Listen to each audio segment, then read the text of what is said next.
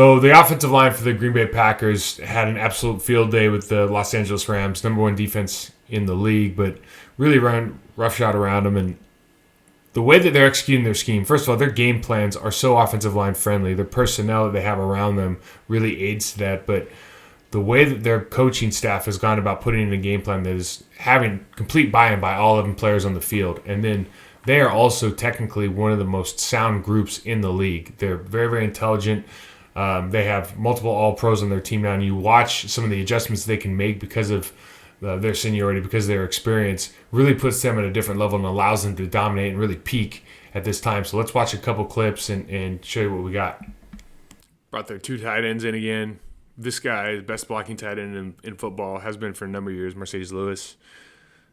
This kid came out of nowhere. He should have been a Pro Bowler this year at the very, very least, the way he's played. Lindsey on 69. It's just one of those. These are always difficult because Lindsey is just supposed to, and this is why this defense is so effective, really. Now this guy's a great player. I did a write up on him 5 years ago. I think our center in Miami was up for contract, and they were trying to figure out who some comps were, and he had not been paid yet. Nobody really knew about him, but he penciled in the way I evaluate talent is as being comparable to our All-Pro. He was that good, and it's really nice to see guys coming in and just be developed and continue to grow, and then being able to stay in the same place and playing with a good organization that he finally gets recognized. So, but this is the problem with that defense. You run this 4-eye, you run the guy head up, and basically you turn this into a lot of single blocks, and that's kind of the power of it. So in run situations like that, a one-on-one block when your guy's head up, you don't really have, you're supposed to keep square. It's a very, very difficult thing to do. And it might be giving the back a two-way go, but it's also, unless you can really drive him off the ball, it gives the defensive tackle a two-way go.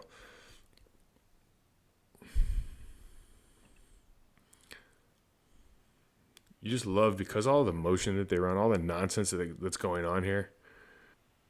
You get one coming, snap, two coming backside for the wham. And, play side, it's like look how aggressive Billy can be. And part of that is just that this guy has to worry about Lazard. Then the guys he's leaving on the wham block. He got so much to think about every time. You look at backside here on the backside B, because now they're just back into a regular underfront. And they do a great job of patience on, look at 62's patience. They're going all the way back here. Right, so they have this picked out because they know he's going to slide back over. They're going all the way back here. Patience. He doesn't just leave. He doesn't leave. He doesn't leave. He doesn't leave. He presses. It's such a great job. Probably should have gotten more out of that, honestly. But I love the patience.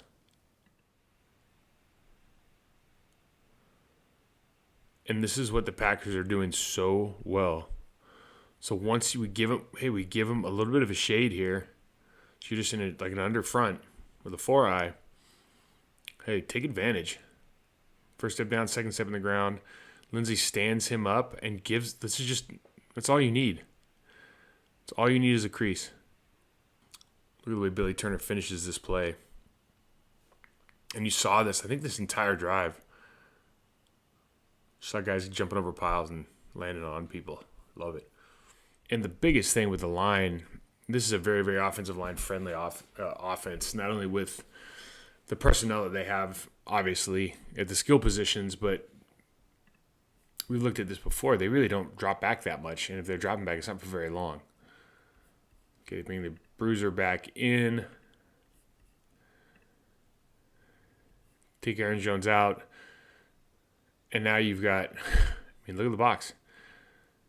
This is absolutely, they don't have a box linebacker.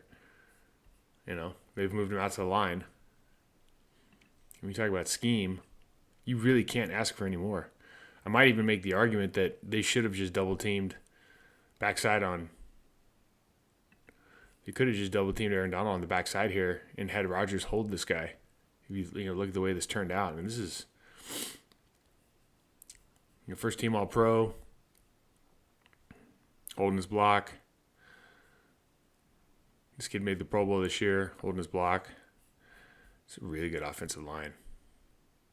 Adam Stenovich was in camp with us in Carolina, I think, at one point. He's the offensive line coach now. And I believe he played at Michigan. And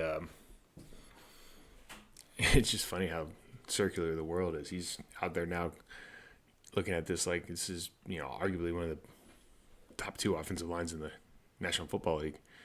They're playing with 2 backup tackles, or at least 1 backup tackle and 1 tackle out of position.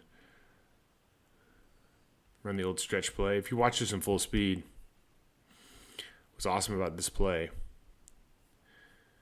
is Peyton Manning used to do this, where you really have to run and reach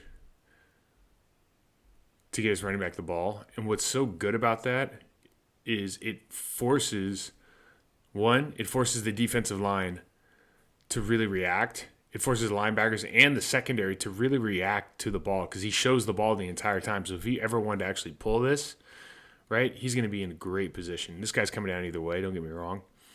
But you see what's happening here.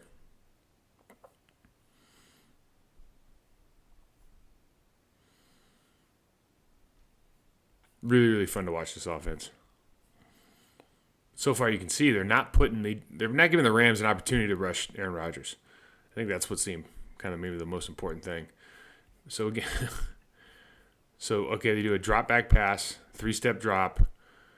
They've got 2 tight ends in, running back in, sliding, 3-step. I mean, it couldn't be more line friendly. Really turn into a 5-man slide because they're running a 4-eye over here with the Rams. We talked about this last week when they were playing the Seahawks. This really does a number on backside runs. Puts the onus on that tackle, puts the onus on the center. Luckily, they have a first-team All-Pro.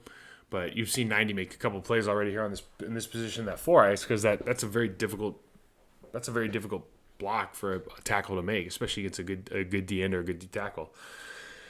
But when you leave 2 tight ends in, you have this full K4 slide. This is this is as easy as it gets for an offensive line versus a good team. 3-step drop, ball's out immediately. So we've seen this look already. See if the guy's going to travel out. He does. Same play.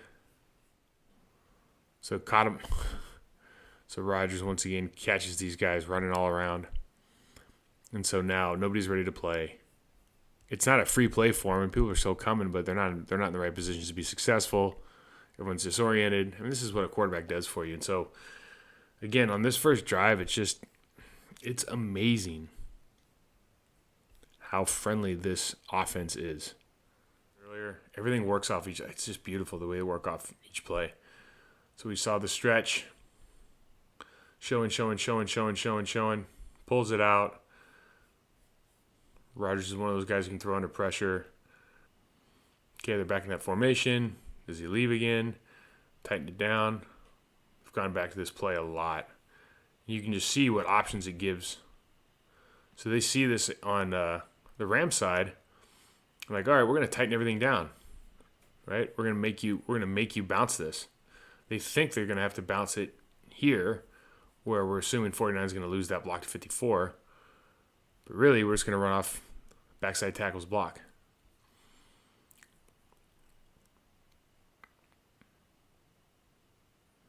Does a great job of exploiting his hips into this play. Just gets enough to give the big man some room to run. I mean, if you're an offensive lineman and you watch this film, you probably go back to your coordinator and with a list of complaints. It's just fun to watch. Like there's nothing not awesome about what they're doing on offense, and they're just so effective, right? Run the ball, play action, quick passing, keep passes. Let's watch these two. Again, you can just see that, maybe he's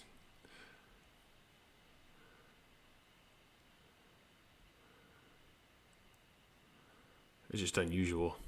It's unusual for him to get hooked. But watch his full speed. Look how they run off the ball. It's a great job by 71. Packers offensive line is very, very well coached, man. One of the few true drop backs, still a 3-step. So far, 0 5-step drops in this game, 0 7-step drops. Keep passes. This is the third 3-step drop, I think, and we're in the second quarter. You know,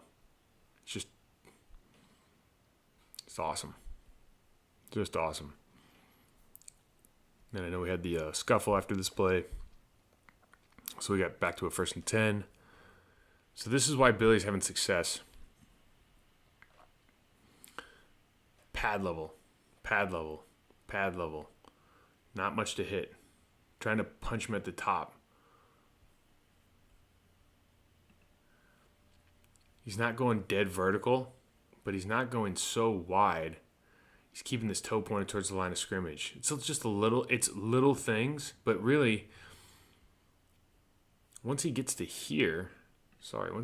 1, 2, and this guy's going to try to swipe here, he's so far away from the ball. Look, we're obviously bringing the center to 99 as often as we can. You don't like Billy's hands, but Billy's hands are not nearly as important as Billy's footwork, Billy's pad level, his hip hinge, the fact that you can't see all of his numbers right now. Like this is all more important because look how tall he is.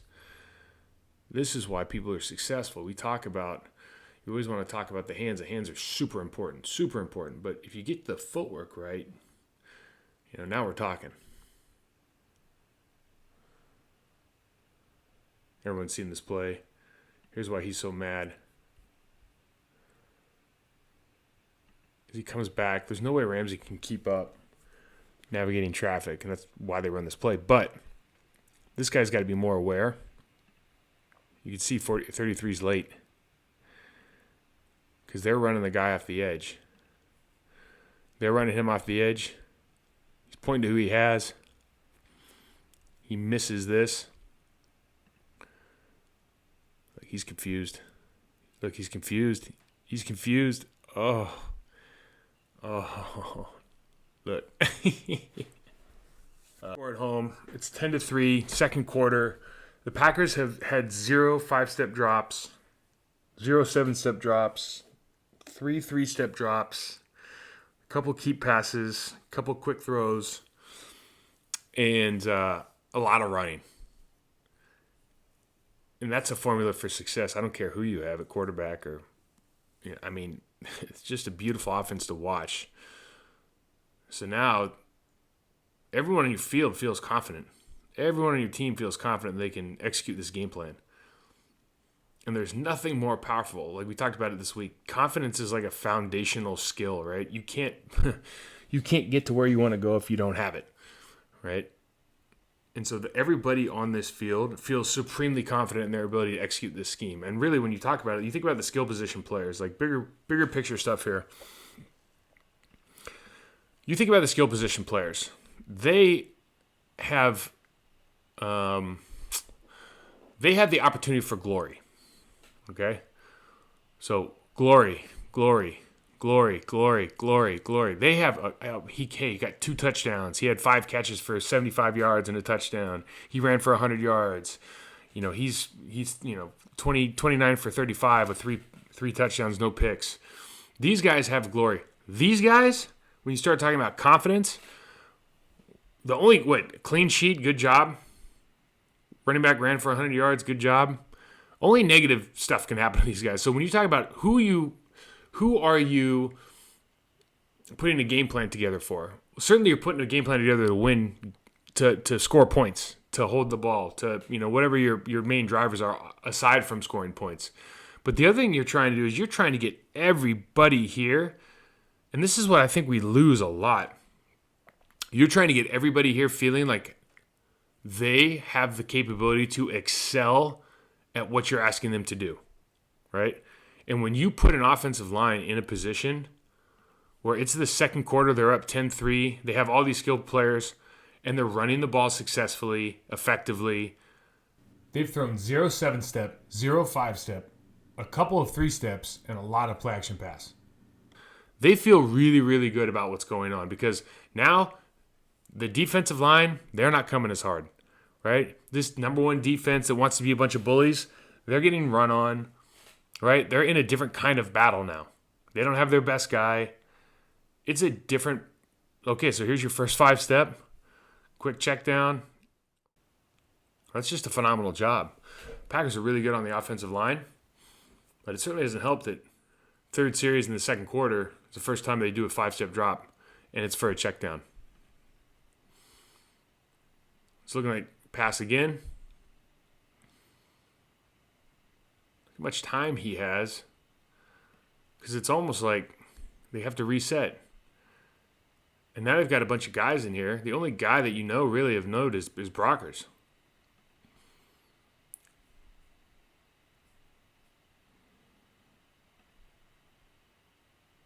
That 2 tight end. Easy quick pass.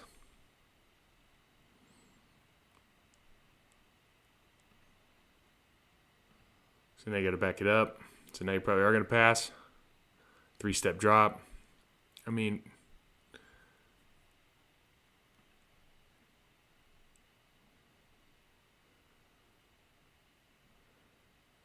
when you watch these guys, you watch the rush, you can tell like they don't even know if they're coming or going right now based on the rush lanes.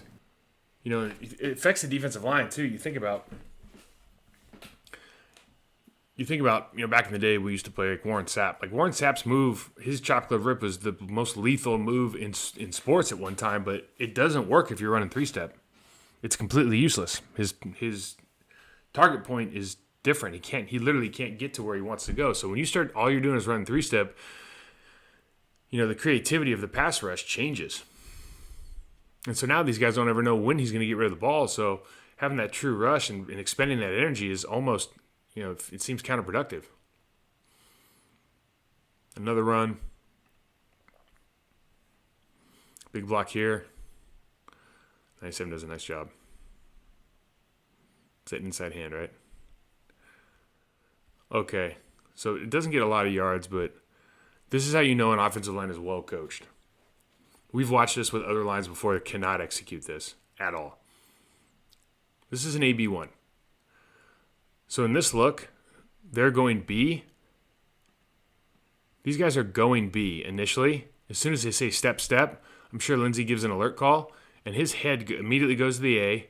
And now he pushes straight up field, and now he blocks 51. They were going B to 51. Now they're going AB to 51. Subtle.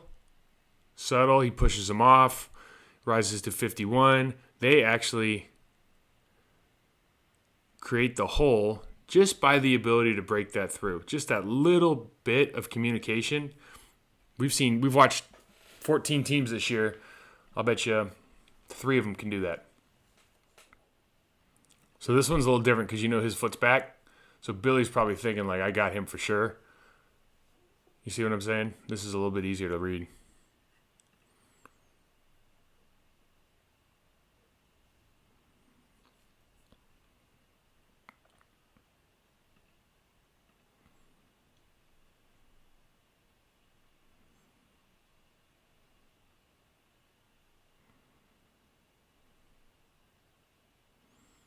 Still got it.